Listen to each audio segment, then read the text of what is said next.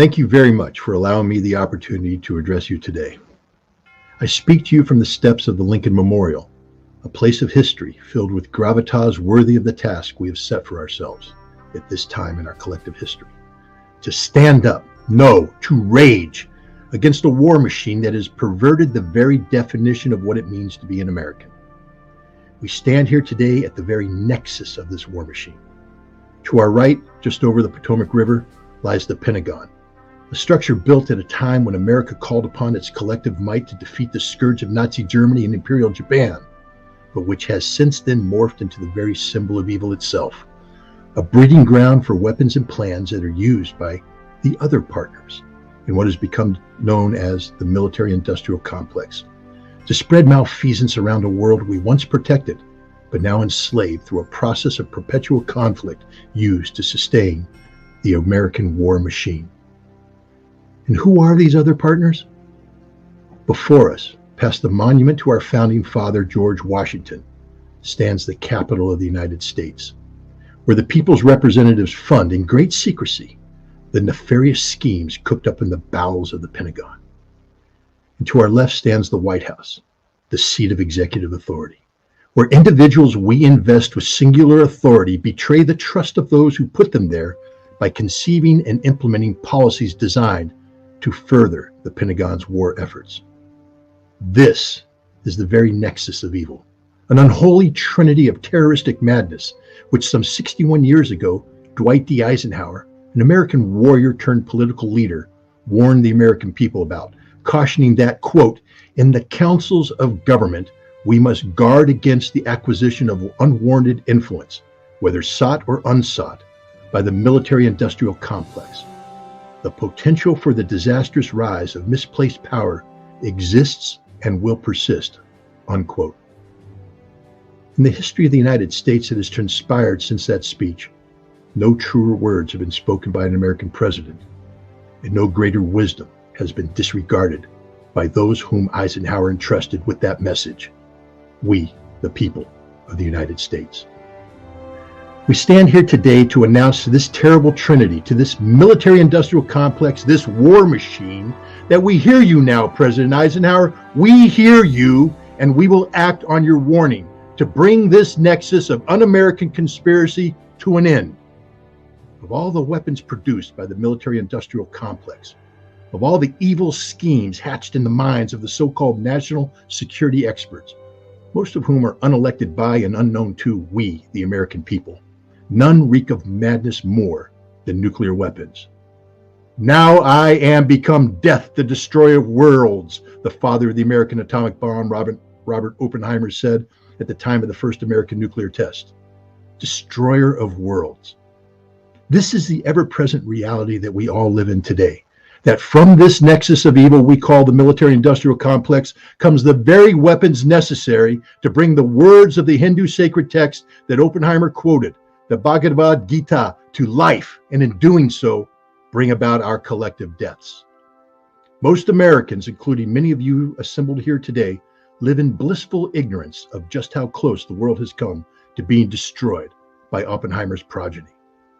On 26 September 1983, a Soviet officer, Lieutenant Colonel Petrov, was on duty at a nuclear early warning station when the system reported that 5 nuclear-armed missiles had been launched from the United States. Colonel Petrov disregarded protocol requiring him to report this detection as a factual launch, an act that would have triggered a Soviet response, and in doing so brought precious time for the error to be identified and nuclear war averted. In November 1983, the United States and NATO carried out a command post exercise codenamed Able Archer 83, which tested the launch control procedures for the release of NATO nuclear weapons against Soviet and Warsaw Pact targets. The Soviets, believing this exercise to be a cover for a first strike, placed its nuclear forces on high alert. Later, the CIA assessed that the Able Archer 83 exercise brought the US and Soviets closer to nuclear conflict than at any time since the Cuban Missile Crisis of 1962. And on January 25, 1995, the Soviets detected the launch of a Norwegian atmospheric test rocket that mimicked the track of a US Navy Trident submarine-launched nuclear weapon. Fearing a high-altitude nuclear attack that would blind Russian radar, Russian nuclear forces went on high alert, and the nuclear briefcase was delivered to Russian President Boris Yeltsin, who had to make a split-second decision on whether to launch a retaliatory nuclear strike against the United States. These three incidents underscore the razor's edge we all walk daily when it comes to living in a world where nuclear weapons exist. One mistake, one error, one misjudgment, and the Bhagavad Gita becomes reality. We were saved from the inevitability of our collective demise by one thing and one thing only: arms control. The deployment into Europe by both the United States and Soviet Union of intermediate-range nuclear-armed missiles in the 1980s only increased the possibility of a mistake or misunderstanding that could trigger a nuclear conflict. The fact that these weapons could reach their respective target in 5 minutes or less, once launched, meant that the 30 to 40 minute buffer of time that existed regarding the use of strategic nuclear forces was no longer there. To put it more starkly, if it were not for the implementation of the Intermediate Nuclear Forces Treaty in 1988 that eliminated these new and dangerous weapons, the January 25, 1995 atmospheric rocket incident would more than likely resulted in a general nuclear war, simply for the fact that Boris Yeltsin would not have been denied the luxury of time to decide whether or not to launch his missiles. Everyone standing here today should reflect on this statement and say a quiet word of thanks to those men and women, American and Soviet alike, who made the Intermediate Nuclear Forces Treaty a reality and, in doing so, literally saved the world from nuclear destruction. Arms control, however, is no longer part of the U.S.-Russian dialogue. The American war machine has conspired to denigrate the notion of mutually beneficial disarmament in the minds of the American public, instead seeking to use arms control as a mechanism to achieve unilateral strategic advantage. When an arms control treaty becomes inconvenient to the objective of American global domination, then the war machine simply quits. America's record in this regard is damnable. The Anti-Ballistic Missile Treaty, the Intermediate Nuclear Forces Treaty, the Open Skies Treaty, all relegated to the trash bin of history in the cause of seeking unilateral advantage for the American war machine. In a world without arms control, we will once again be confronted with a renewed arms race where each side develops weapons that protect nothing while threatening everything. Without arms control, we will return to a time where living on the edge of the abyss of imminent nuclear annihilation was the norm, not the exception. The war machine has allowed the principal position of peaceful coexistence regulated by mutually beneficial treaties governed by the time-tested maxim of trust but verify to be replaced by a new posture defined by a war machine that uses nuclear weapons, that uses the nuclear weapon establishment and the billions of dollars it costs to maintain it annually as a means of buying off politicians at the expense of the population our government is sworn to protect. This is the final corruption of the military-industrial complex. Its conversion to the military-industrial congressional complex, where we, the people, are excluded from every consideration, whether it be funding or consequence. The key to sustaining this inherently un-American mechanism is the ability of the military-industrial congressional complex, the war machine, to generate fear amongst the American people derived from ignorance of the true nature of the threat or threats these nuclear weapons are designed to address. In the case of U.S.-Russian relations, this fear is produced by systemic Russophobia imposed on the American public by a war machine and its compliant minions in the mainstream media. Left to its own device, the collusion between government and media will only further reinforce ignorance-based fear through a process of dehumanizing Russia and the Russian people in the eyes of the American public, until we have become desensitized to the lies and distortions, accepting at face value anything negative said about Russia. It is here in such a situation that we can turn to Scripture, John 8:32, for some guidance. Then you will know the truth, and the truth will set you free. But what truth? The truth is told by the government, as promulgated by the mainstream media? That is no truth, but rather a bodyguard of lies constructed on behalf of a war machine that wants every American to accept without question the legitimacy of weapons that are the only known utility of which is the destruction of all mankind. Some 60 years ago, On these very steps, in this very place, a man of peace gave a speech that captured the imagination of the nation and the world, searing into our collective hearts and minds the word, "I have a dream."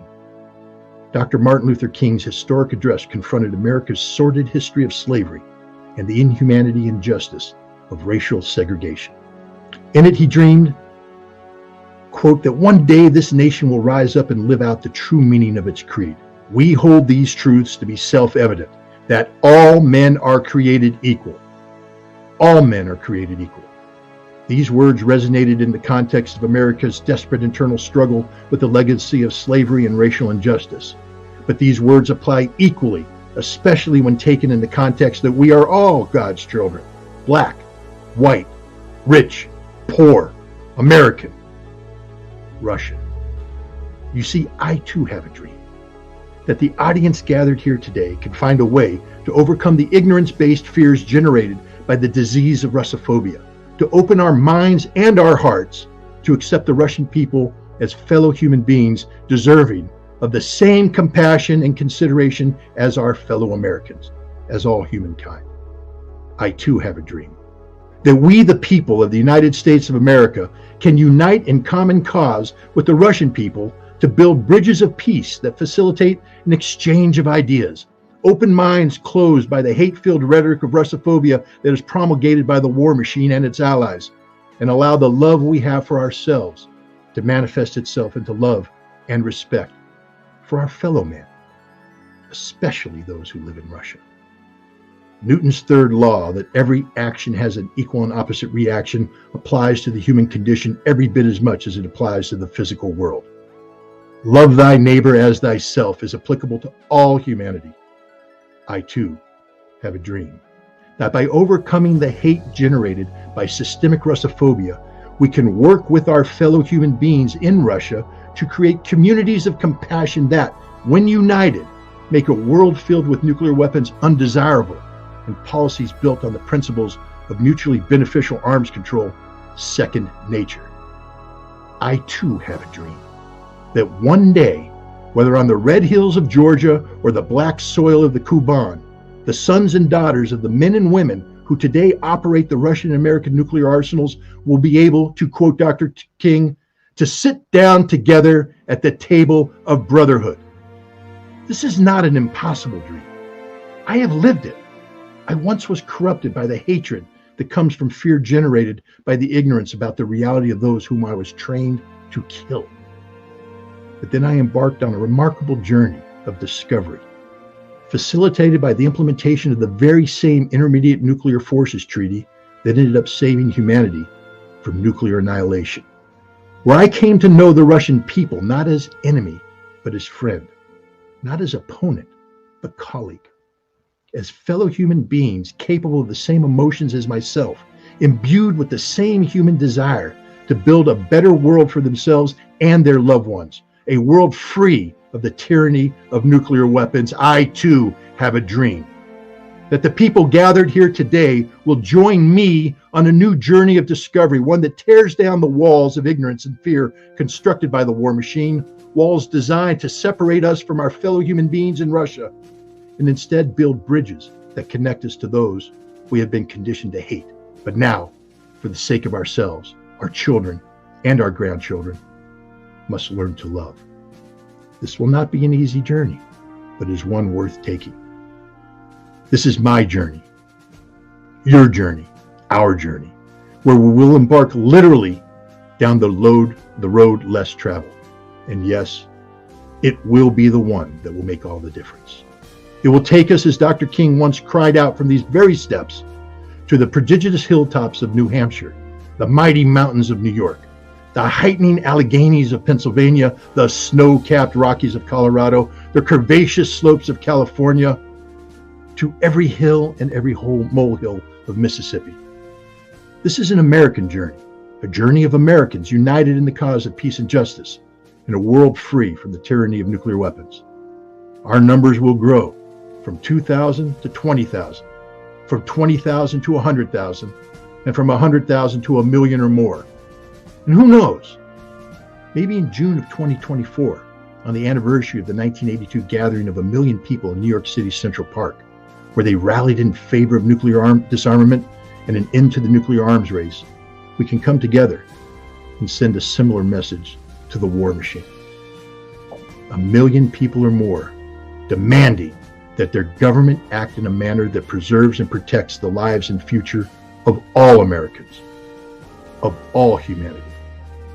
The 1982 rally set in motion events that led to the implementation of the Intermediate Nuclear Forces Treaty in 1987, a treaty that literally saved the world from nuclear destruction. I too have a dream that together we can harness the same energy, the same vision, the same passion as those who have gone before us and create a movement of people united in the principles of peace that will lead to a future arms control agreement between the United States and Russia that will preserve our collective futures. There will be forces that will try to disrupt us, to dissuade us, to destroy us. We cannot allow ourselves to be intimidated. We must not go gently into that good night, but instead rage against the dying of the light. Rage against the war machine. Rage, so that together we may breathe life into the words of President Lincoln inscribed on the memorial behind me, to do all which may achieve and cherish a just and lasting peace among ourselves and with all nations. Let us get to work. Thank you. To all units, proceed to your post assignments. All units, proceed to your post assignments.